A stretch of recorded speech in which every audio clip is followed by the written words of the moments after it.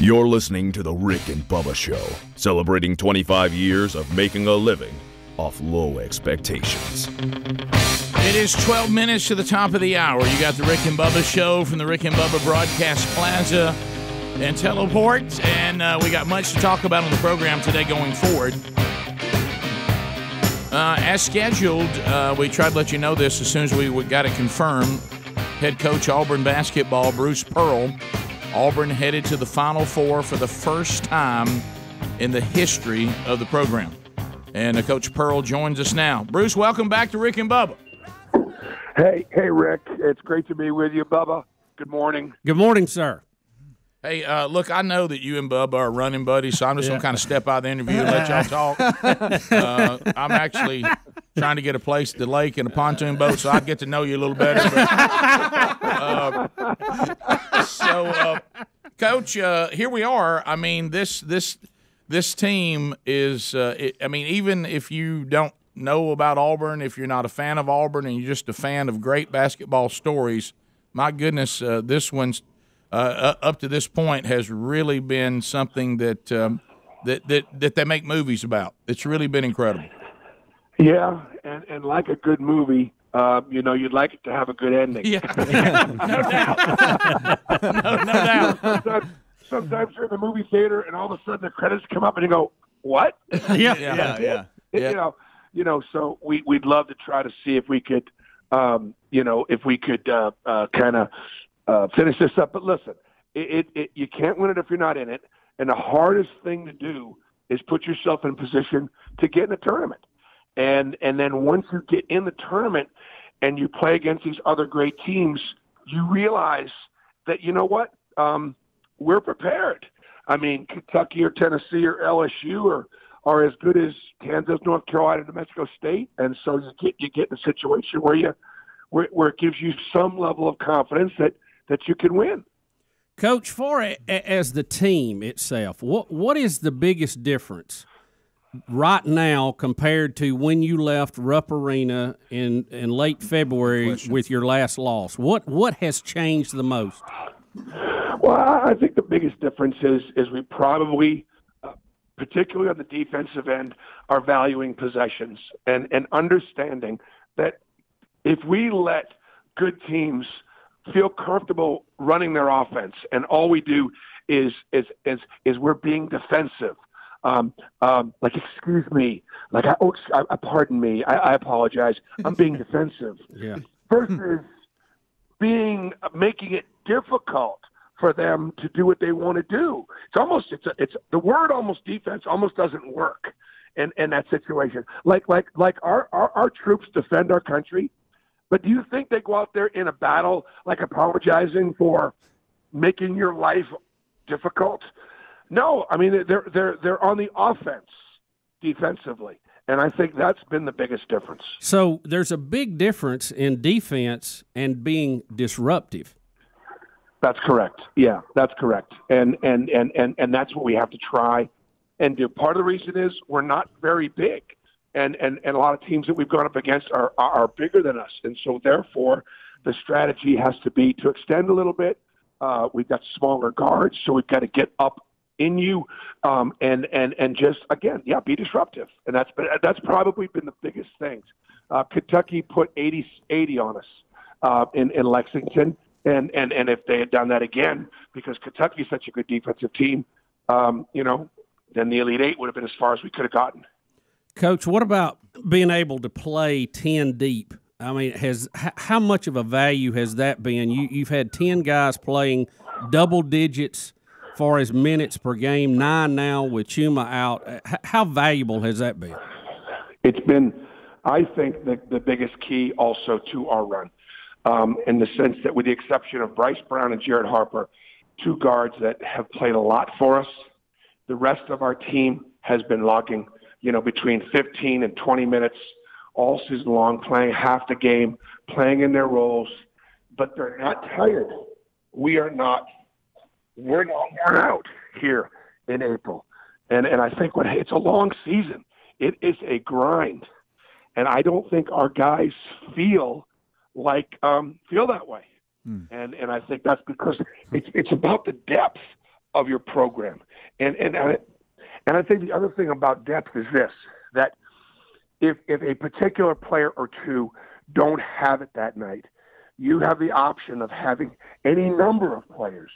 When you bring 4 or 5 guys off your bench versus 2 or 3, it doubles your chances almost of having somebody have that one shining moment, which you really need, come tournament time. Coach, back mid-season when you're caught up in the SEC schedule, you lose a couple of games on the road, you're kind of bogged down. Did you think you had a Final Four team at that point, or did you think if they played to their potential they were a Final Four team, or has it surprised you a little bit? Well, I think, listen, to hear you say that, no, you don't necessarily think you've got a Final Four team. But you know what? If the only way I can handle the anxiety and the pressures of the profession is to trust my God and trust whatever He's got in store for us, win or lose, victory, defeat, and then in that I'm accepting of whatever's going to happen. Now I'm going to work my tail off to try to put us in the best possible position and get our kids to work hard and be accountable and play together and make each other better so that we give God a chance to bless us. And so therefore, I don't think about whether this team can or can't. That's sort of an end result. I think about the process. What are the things that we need to do to put ourselves in position to let God bless us, and as a result, get to a Final Four? Coach, let me ask you that question because I've seen this just watching you as an individual, and I know it's about the players, but for this moment, I think there's an interest in the journey that you've been on as a man. And we serve a God of second chances, and praise the Lord for that. But watching you two, there seems to be this has been a journey for you with your faith as well. Can you talk about that for a minute? Well, I will just say this, that one of the things that I'm so happy about is the opportunity to live here in the South, to live in a Christian community like Auburn, to go to church, and Church of the Highlands is my church, as a Jewish man, and hear about Jesus, who was born and died Jewish. And now whether that's exactly accurate, I don't understand. But what I'm saying is, for my whole life, I've understood that as Judeo-Christian faith, we have so much more in common than we do apart. Right. And so my job as a coach is always build teams, bring people together. And so when I go in and I understand that, my goodness gracious, we're praying to the same God, and we're believing in so many of the same things, and so therefore,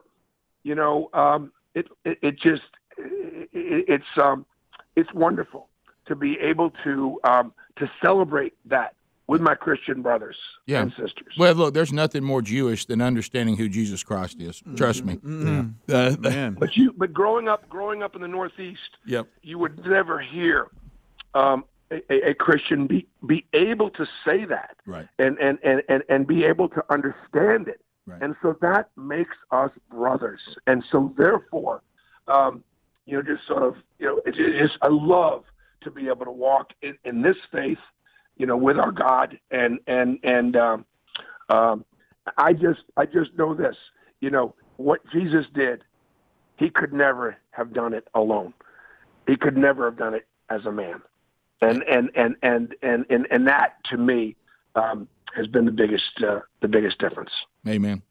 Coach, a lot of people wanted to know and are wanting to know an update on Chuma Okeke. How is that progressing, and is surgery today? The only reason why I can give you an update is literally 5 minutes ago, we just put him in a car and drove him to the airport, and he's on the way to Pensacola to get with Dr. James Andrews and his special team of surgery. So I guess as far as that update is concerned, it's not breaking news, but it's up to date. He'll have surgery later on today, and to repair his ACL. He was our most valuable player, from the standpoint of offensively, defensively. He was a matchup that we could win every night. I mean, and to have – look, you don't need to win every matchup. But if you've got one or two out there that you can win, you can go to them. And we certainly went to Chuma a lot, particularly, the second half of our season. So our victory over Kentucky without him was historic for a lot of reasons. But to be able to win that game without our most valuable player and the guy that would have been matched up against P.J. Washington, Kentucky's best player, was pretty special.